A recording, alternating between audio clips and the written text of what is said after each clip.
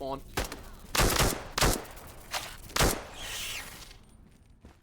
It's pretty clear that the enemies of Into the Radius 2 are a significant upgrade from the enemies of the prequel. With the overhaul CM Games has done to the combat ability of the mimics and the monsters, they are not only more deadly, but also a more pleasant experience to fight. That is, if you can win. Now it goes without saying that these enemies are not at their full potential yet, as the game is at a very early stage of its development. There will be bugs that can contribute to your death that are completely out of your control. Dude, I can't see him. Where is he? I rest my case. Instead, we'll be analyzing situations in an attempt to show how to, and how not to, handle a combat situation with these dangerous new enemies. What the? Some situations you find yourself in may be entirely out of your control from the start, or so it may seem. Sometimes the enemies will get the jump on you, but other times you'll get the jump on them. In order to take control of a situation, we need to understand some basics so we aren't an easy kill. Observing and being in tune with your surroundings is number one. Keeping your head on a swivel will drastically reduce the chance of a surprise attack that you can't recover from. Noting places that you can take cover behind as you move to your mission location, and scouting for enemies as you move is the biggest way to not walk straight into a mimic's crosshairs or a tumbleweed's trap. Medical stims need to always be within reach. I prefer to always keep at least one on my chest, and I use the backpack strap space for all my extras. This is the system I use, that way stims don't get lost in the clusterfuck that is the rest of the backpack, and this way they're always easy to get to when I'm in a tough spot.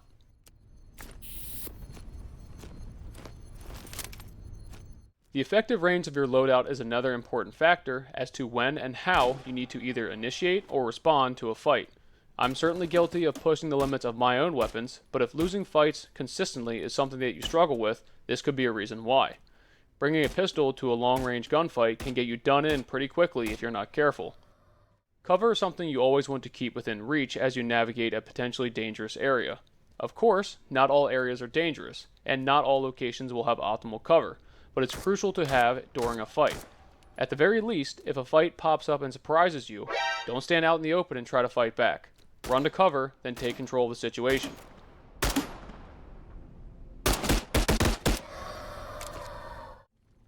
These are just a few points of consideration for whether you come out on top or go down in a fight. There are still plenty of others that we won't go into, like how to properly aim and managing your ammo.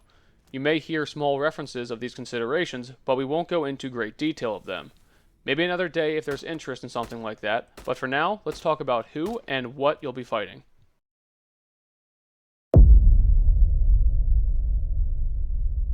The first enemy we'll talk about are the mimics, and then move on to the monsters later.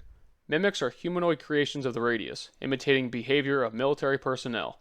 They'll patrol areas, work as a team, and relay information to the other mimics in the surrounding area.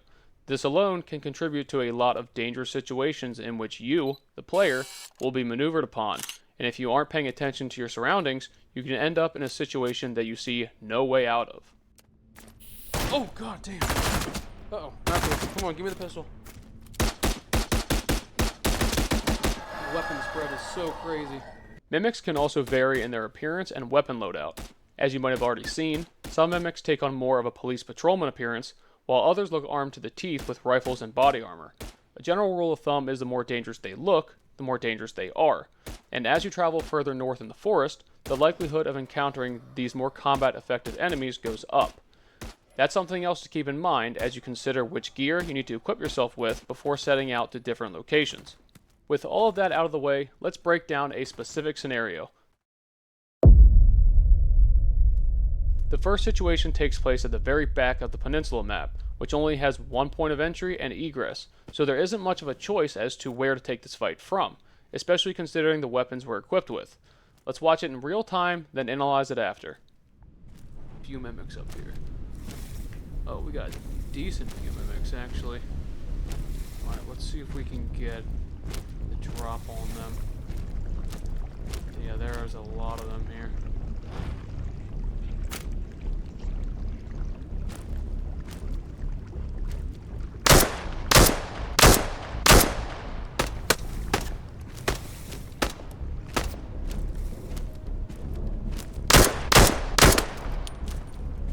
Oh my god, there's so many.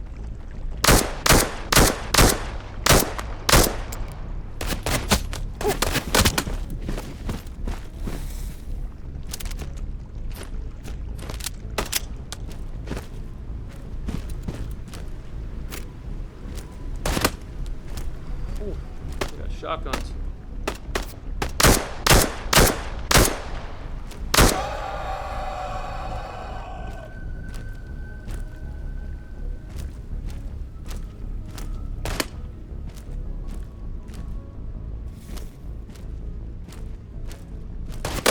Oh, damn, that's getting close.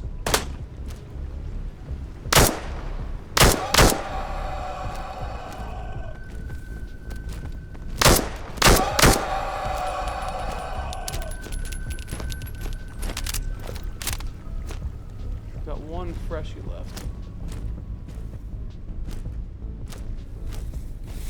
Let's push him. I think he's the only one left.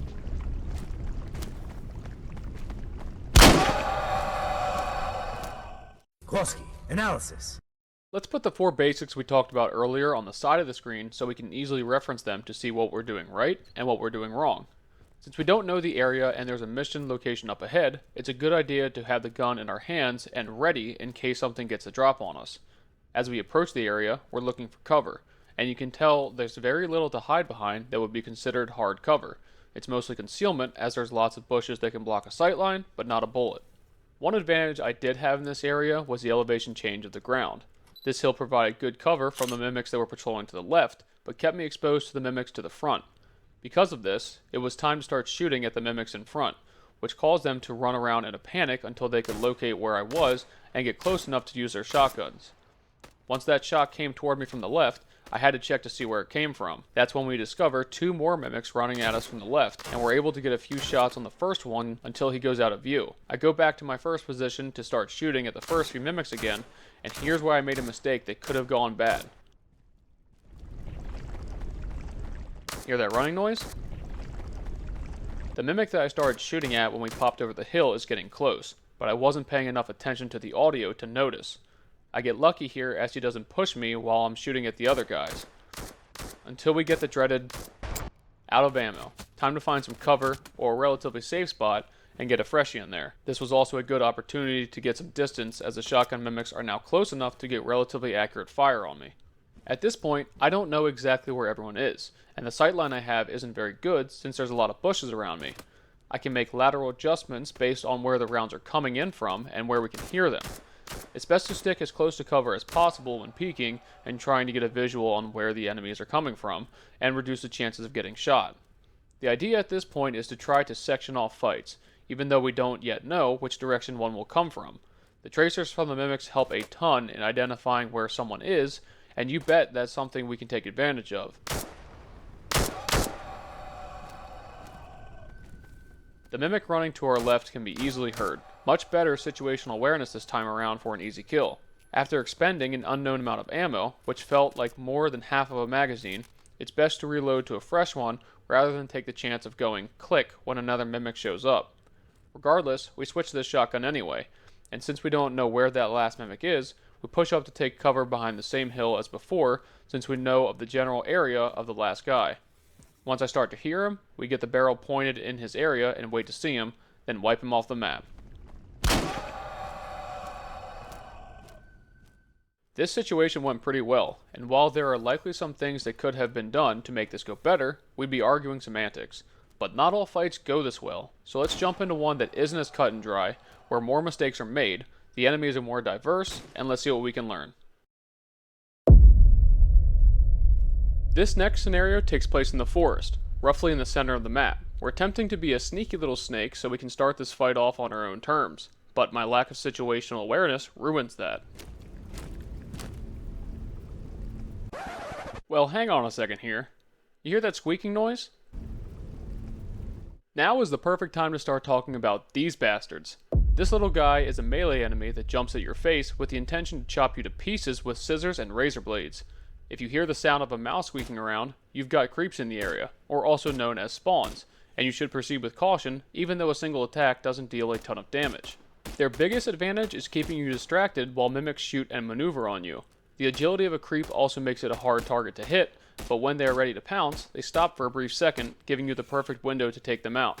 2 shots from a pistol are usually all they take to kill.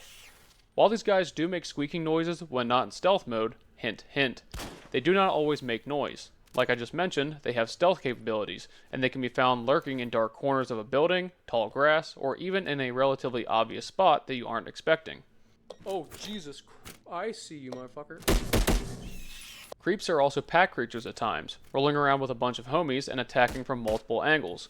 Your best counter to these pests, if you can't get the shots off in time, is dodging them by either leaning, sprinting away, or a combination of both. If they miss the attack, they'll be stuck in a confused state, giving you another opportunity to shoot. Standing in place when a creep is trying to attack, then dodging last second, is a pretty good solution to getting rid of them. As far as fighting multiple creeps goes, you have to weigh out your options based on the scenario you're involved in. If you're out in the open, you need to try to keep an eye on all of them that are trying to attack you, and isolate the fights based on which one is closest. Creeps have to be close before they can pounce, and they don't deal any damage to you when rolling around at your feet. But if you can keep a safe distance and kill off one or two before they get too close, you'll have increased your chance of survival and avoid an awkward tango trying to dodge multiple at the same time, unlike me here. If you find yourself stuck with multiple inside of a building, good luck. I hope you brought lots of stims, have good aim, and have been practicing your dodging.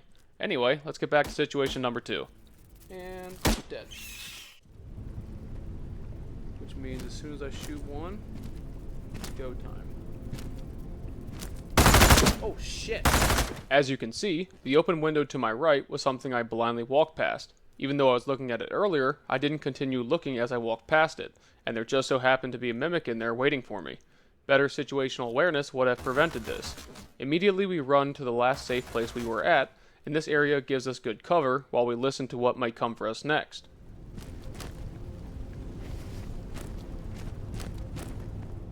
Now we can hear movement to our right. So far, that's the only mimic making his position known, so we need to focus our attention on him.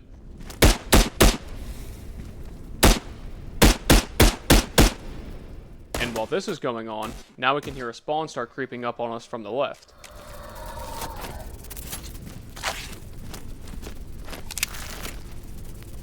Remember how I mentioned earlier how a creep's best use is as a distraction? I make the mistake of being too caught up in what the creep is doing that a mimic now has an angle on me, all while I'm playing Ring Around the Rosie with some stupid spawn. Gunshot right. Movement straight ahead. And once again I'm losing my situational awareness to that window on the right, but this time I get lucky. Since I don't see anything straight ahead, we turn back and go to the corner we came from since there's more cover in that area.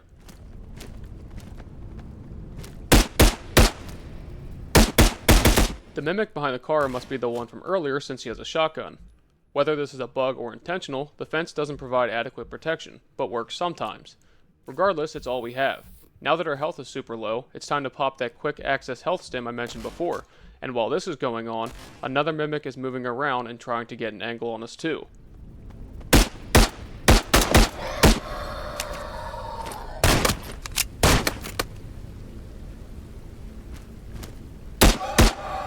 Now that those two are dealt with, it's time to go back to the other side, keeping our weapon up and listening for what might come next. We can clearly hear a creep making noise, and though it sounds like it might be outside the building, we don't know yet. The best thing we can do is just listen and move slowly.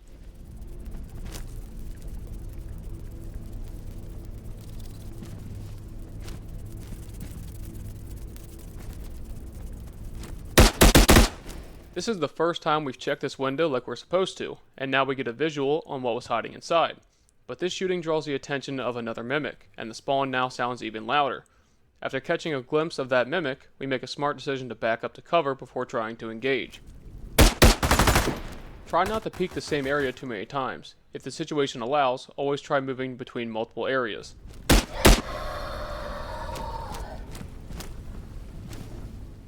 The spawn still hasn't showed up yet, so until I hear it again, I'm going to go check back on the other side to make sure I'm not getting flanked.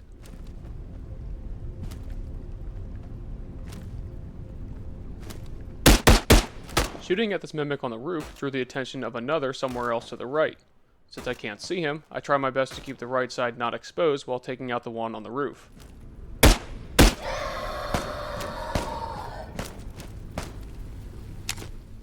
Now our ammo supply is getting dangerously low. We're on our last mag, and we know there's at least one more mimic in the house, one farther away, and a spawn somewhere. 18 rounds should be enough for just this, but we don't know if there's any other hiding and waiting.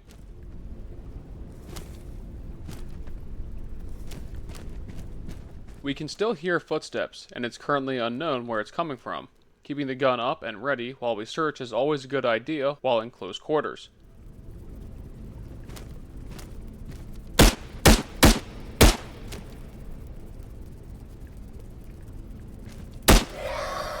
Putting our sole focus on that window, we can take out that mimic quite easily. While this is happening though, you can hear that spawn rustling around. Ignoring this, I make the stupid decision to start loading magazines right here, right now.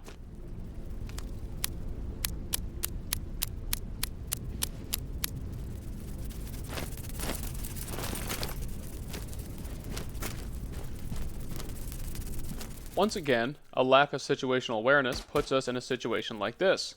So far we've covered 3 of our 4 basics, and you begin to see how ammo management can affect a fight as well. But what about the effective range? Fast forwarding a little bit, you can see that I have the wrong weapon for this fight. As someone with a low security level, you often don't have the perfect weapon for the job though anyway, so utilizing cover as you try to take a long range fight with a pistol and not ignoring the more immediate threats can help considerably. So what does proper weapon selection for a specific area look like? Well, kinda like this. There's 2 mimics, I think.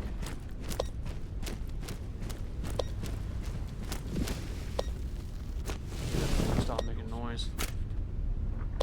This is not a great spot.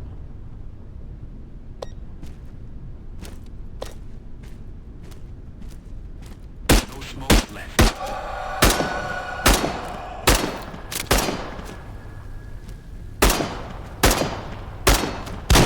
Ooh, he was close.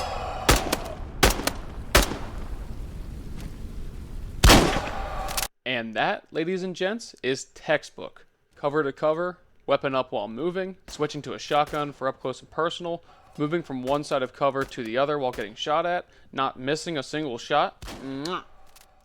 Now, I just want to be clear that I'm no expert at this sort of thing. I put out a poll where I asked what the general consensus was of the difficulty of the new enemies, and for the most part, it seemed people are having a harder time fighting in ITR2 than 1. Personally, I haven't had much of an issue with the new enemies, but that's not to say I do everything right all the time, as you've just seen. So I thought maybe it would be a good idea to introduce some basics that should be able to help you survive more often if you find yourself struggling. Of course, this is not a perfect guide, but I hope it provides some useful information to you that you didn't previously know or think about. Lastly, I hope this video was also entertaining. It took me a long ass time to make this, so if you stuck around this long, I do hope you've been thoroughly entertained. If you were, consider dropping a like. And if you have any other points you'd like to bring up to also help some newbies out, drop them below in the comments section so we can turn some more Timmies into Chads. I'll see you guys in the next one as we go further north in the forest of ITR2.